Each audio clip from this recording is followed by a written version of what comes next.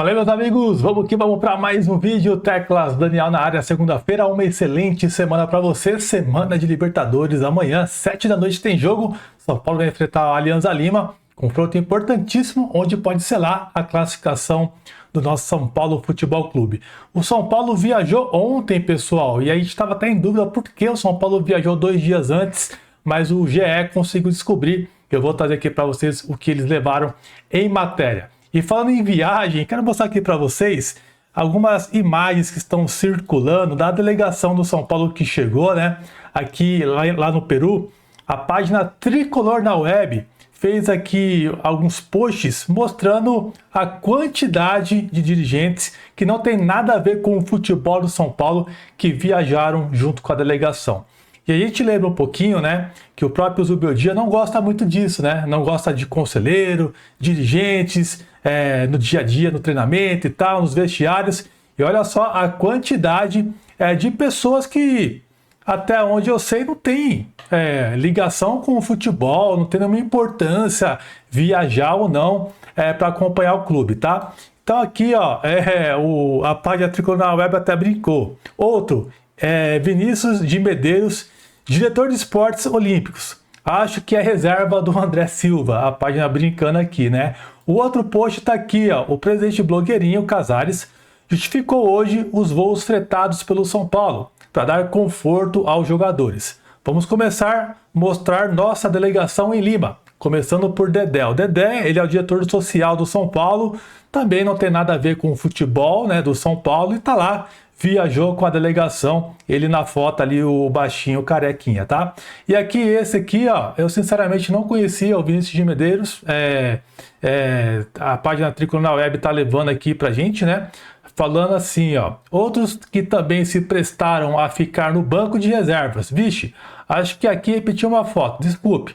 Vinícius de Medeiros e Dedé. Não era a minha intenção. Claro que a página tá brincando, né, sendo irônica aqui, mas eu quero saber de vocês, rapaziada, o que vocês acham disso, dessa quantidade de pessoas, né, que não são ligadas ao futebol, literalmente, do São Paulo, que viajaram e estão lá no Peru. Vai subindo um likezão pra gente, que é importante, aí a sua inscrição também ajuda muito no nosso crescimento, e vale sempre lembrar, assim que o canal atingir 220 mil, eu vou escolher uma pessoa que participa aqui, tá sempre ativo, para levar um presente, uma camisa do São Paulo. E se você perdeu algum de nossos vídeos, né, já entregamos a camisa da marca de 215 mil, o ganhador já recebeu, já mostrei vídeo aqui para vocês, fotos e muito mais, tá?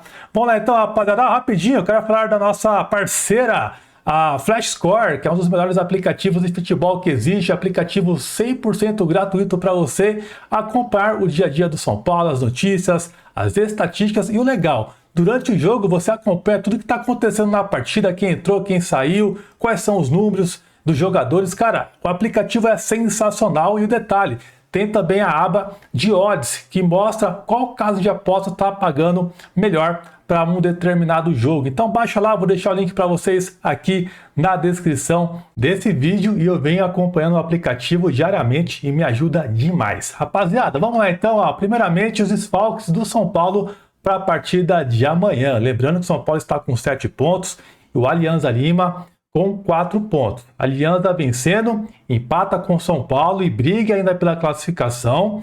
E se perder, praticamente fica meio que já eliminado da competição em uma situação bem complicada. Então o São Paulo tem os seguintes desfalques para essa partida: Caleri, Igor, Vinícius, Henrique Carmo, o Hugo Leonardo, Luiz Gustavo e também o Oscar, que não viajou. As novidades para essa partida, como eu disse para vocês ontem aqui no nosso canal: Pablo Maia de volta após 75 dias e a Arboleda também está à disposição de Luiz Zubeldia. A provável escalação do São Paulo é a seguinte: Rafael no gol, Cédric Soares, Juan Tressolde, Alan Franco e Enzo Dias, Marcos Antônio, Alisson, Matheus Alves, Lucas Ferreira, Ferreirinha e André Silva. Essa é a provável escalação do nosso tricolor, segundo o Globo Esporte. Eu ainda acredito que o Zubeldia vai colocar o Ferrarese e uma dobradinha ali com o Cédric pela direita. Eu acho que ele vai fazer isso e pode até pintar talvez um Wendel, caso ele entre com 3 zagueiros e o Cédric pela direita. Então é bem provável que talvez ele entre dessa forma também, tá? O jogo será às 7 da noite com transmissão da ESPN e da Disney Plus. E segundo o Globo Esporte, o São Paulo viajou 2 dias antes da partida para ter uma melhor preparação física e técnica. Tem um detalhe também que a Conmebol exige que os times que vão jogar pela Libertadores chega pelo menos 24 horas antes da partida, né, da hora do jogo. E o São Paulo tinha como uma estratégia treinar também no dia de hoje. E o detalhe que a viagem para o Peru leva cerca de 4 horas no total. E o São Paulo preferiu antecipar a viagem para ter uma preparação melhor para essa partida. Então, esse foi o motivo que o São Paulo viajou 2 dias antes para o Peru. Pelo menos tiveram aí um planejamento interessante para essa partida. E lembrando que temos parceria com a empresa Mais Ágil, que é a melhor empresa para você antecipar o saldo que você possui do seu FGTS, uma empresa seríssima e parceira aqui do Teclas Daniel há mais de 3 anos, já ajudou muita gente e pode te ajudar também. Contato na tela, o link eu vou deixar aqui no primeiro comentário fixado desse vídeo. Lembrando, se você conseguir antecipar o seu saldo com a Mais Ágil, você concorre a todos os meses uma camisa do seu time do coração. Então entre em contato com os amigos e fala que viu pelo nosso canal. Bom pessoal, continuando aqui, o Júlio Casares, ele participou de uma entrevista com a TNT, né? Quem fez as perguntas para ele foi a jornalista Priscila Senhorães. E olha só o que ele disse em alguns detalhes sobre a venda do William Gomes. Ele, na resposta ali na tonalidade do Casares, ele meio que ficou incomodado com algumas críticas dos torcedores. Olha o que ele disse, abre aspas. O São Paulo precisa vender como regra. Se será A, B ou C, depende de oferta e mercado. Eu ouvi pessoas falando de William ser vendido a preço de banana. Meu Deus!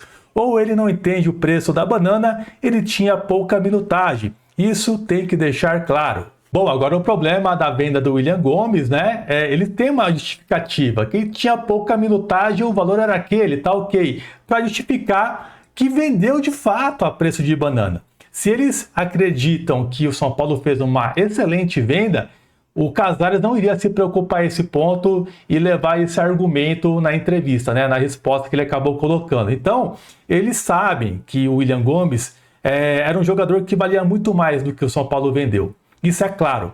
E outra, o São Paulo prometeu mais minutagem para o jogador neste ano de 2025 e não aconteceu e acabou vendendo. Talvez por um valor inferior, igual ele diz que não teve minutagem no caso, por conta deles, que não colocou o moleque para jogo, o Zubeldia não colocou para jogo, e caso o William Gomes tivesse mais essa minutagem, o valor de mercado dele iria aumentar. Um clube do tamanho de São Paulo, que vive uma situação financeira da forma que está hoje, tem que ser inteligente, cara. Você tem a base como seu principal ativo. Se você coloca o William Gomes para jogo, ele iria ficar na vitrine do mercado europeu inteiro. Não somente para o Porto. Tanto é que não teve nenhuma briga, né, de times interessados no William Gomes. E geralmente aparece times de vários países interessados em jogadores do São Paulo. E acontece até uma briga, né? O Ajax, talvez, se o São Paulo tivesse um pouquinho mais de calma, poderia ser uma opção também. E o mercado iria, talvez, valorizar o jogador e não iria ser vendido por aquela proposta que o Porto colocou. E outra coisa que ele não disse nessa resposta da venda do William Gomes, que eles colocaram também, e está isso público lá no site do Porto, que o São Paulo tem essa negociação do William Gomes, envolvido também as transferências do Moreira e do William Gomes. Então isso ele não falou. Talvez o São Paulo tinha esse interesse na antecipação da vinda do Wendel e colocou logo essa venda aí do William Gomes e colocou ainda o Moreira aí no pacote. Isso eles não falam, né? A sensação que dá é que o São Paulo tinha um interesse que fosse o Porto. O negócio tinha que ser com o Porto e não com outro clube. Então, cara, é meio contraditório tudo que o Casares fala, né? Nessas entrevistas. Infelizmente não tem, né? A questão de rebater, né? Tipo, questionar uma resposta. Não que você precisa ser grosso e tal, né? Tipo, tá trocando uma ideia, se ele fala um negócio e você tem uma outra visão, você como jornalista, talvez ali tá entrevistando, você pode levar um outro ponto, argumentar, falar assim, não, mas por que isso, né? Mas geralmente isso não acontece. O ideal, né, seria também o Casares participar de uma entrevista coletiva para todos os jornalistas, né, que estão aí envolvidos com o São Paulo, mas isso ele não quer, né? Ele não quer isso. Então, prometeram mais minutagem para o William Gomes e venderam a preço de banana sim, Casares. Você fala que não para tentar tirar o seu da reta, tá? E ele falou também, rapaziada, sobre as redes sociais, mais uma vez, né? Que incomoda muito ele, né? Ele tá sempre atento às redes sociais, olha só.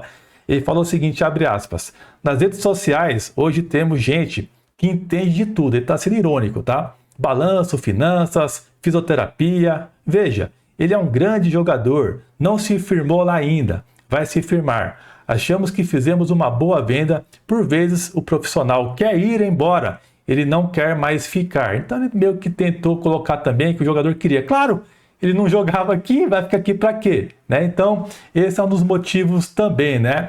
E, cara, ele fala que as redes sociais entende tudo, né? Balanço, finanças, fisioterapia. E o Casares também entende muito, né? De duplicar uma dívida. Isso ele é excelente. Isso a gente tem que aplaudir o Casares porque ele é muito bom nisso que ele faz, tá? E sobre o elenco do São Paulo, ele disse que o elenco do São Paulo não é curto, mas é um elenco enxuto. Casares elogia, né, também o Zubeldia, afastando a demissão do treinador do São Paulo e confirma que teve apoio ao treinador e disse que o Zubeldia é muito bom, palavras do Júlio Casares, tá? Olha o que ele disse sobre os boatos de uma possível saída na época do Luiz Zubeldia, abre aspas. Estes boatos, estes movimentos, normalmente são mais de fora do que de dentro, querendo que o técnico saia. Estamos contentes. Ele está fazendo um trabalho com o elenco, com a base que ele ajudou a construir. Não vinha a público porque apoiamos ele. Está dentro da normalidade. Nunca nos precipitamos na análise. Os boatos de uma saída dele, acho que vazam uma coisa aqui e outra ali. Um amigo vê, mas eu dizia a ele, esqueça o lado de fora. Nós estamos aqui, estamos juntos, disse o Casares. E no final, diz que confia muito no Luiz Zubeldia. Bom, pessoal, a realidade é que os caras foram empurrando com a barriga, né? Foi empurrando, o Zubeldia empatava um joguinho ali, né? Mostrava um futebol um pouquinho melhor, daí ganhou aquele jogo lá contra o Santos, daí ganhou uma sobrevida de mais uns 2 ou 3 jogos, empatou alguns jogos, daí eles vão empurrando com a barriga, né? Eles vão vendo ali como que está o termômetro no momento. E tem muita gente que defende o trabalho do treinador no São Paulo até então. Então, muitas coisas acontecem nos bastidores do São Paulo ou de qualquer outro clube de futebol que a gente não fica sabendo a realidade de muitas coisas, né? Às vezes acontecem que, de fato, eles estavam atrás de um outro treinador, no contexto de cada jogo eles foram empurrando com a barriga, daí viu um treinador ali que custava 3 milhões e falava, opa, a gente não pode gastar isso, daí recuava, daí tinha jogo já logo em sequência, o treinador ia lá, mostrava talvez uma evolução do time, daí sustentava um pouco mais o trabalho do treinador e iam empurrando com a barriga. Cara, o resultado, né, que o São Paulo teve no mês passado de abril, os resultados no caso, né, dos confrontos, se você for olhar o que o São Paulo vinha jogando, por mais que a gente empatou bastante, e olhando até alguns jogos que até mostrou uma certa evolução, o mês de abril deixou uma impressão positiva para os caras. E isso meio que aliviou um pouco a barra do Zubeldia. Isso é fato, mano. Isso é fato. E nessa declaração, ele meio que deixou em aberto que de fato vaza algumas coisas, né? E de fato, pessoal, tenho certeza que o São Paulo tentou ver uma troca em algum momento. Os caras lá dentro, eles não vão ficar só vendo o que está acontecendo e não tomar nenhuma atitude por trás das câmeras, né? De fato, os caras tentaram sondar o mercado, viram uma opção ali, outra colar. Então isso de fato acontece, até normal se tratando de futebol, tá? E é assim que tem que ser mesmo. Só que publicamente ele vai falar outra coisa. Ele vai falar que não, a gente acredita, a gente confia, né? Porque se ele falar que de fato estava no mercado, cara, aí atrapalha tudo o ambiente, né? O treinador, e nem tem que falar isso. Então, é uma jogada que você tem que ter ali um jogo de cintura na hora de uma entrevista para tentar omitir algumas coisas. Mas, nitidamente, já aconteceu sim alguns movimentos para o Zubeldia sair. Isso é claro, os caras não vão confirmar isso. Nunca que eles vão falar isso publicamente, tá? Bom, rapaziada, esses são alguns trechos aí da entrevista do Casares para a TNT. Comentem o que vocês acharam desses pontos, né? Sempre muito contraditório o Casares em algumas coisas, declarações que ele coloca que a gente já sabe o que ele vai falar, né? Ele falou também da dívida que aumentou em 23 porque ele queria um time competitivo para ganhar, e depois teve em 2024 as lesões que atrapalharam as vendas, né, que o São Paulo tinha como plano dos jogadores. Então sempre tem uma desculpa, né? O São Paulo sempre está no vermelho porque não vendeu o jogador. É inacreditável. E sempre, todo ano, pinga uma grana interessante de uma venda que aconteceu de um jogador meio de Cotia, que tinha um percentual ainda ligado com o São Paulo. Os caras estão torcendo para o Sara e o Antony serem vendidos, para o São Paulo beliscar ali um pouco mais de quase 30 milhões de reais, né? Essas vendas aí se acontecerem. Então, São Paulo sempre pinga uma vendinha ou outra todo ano.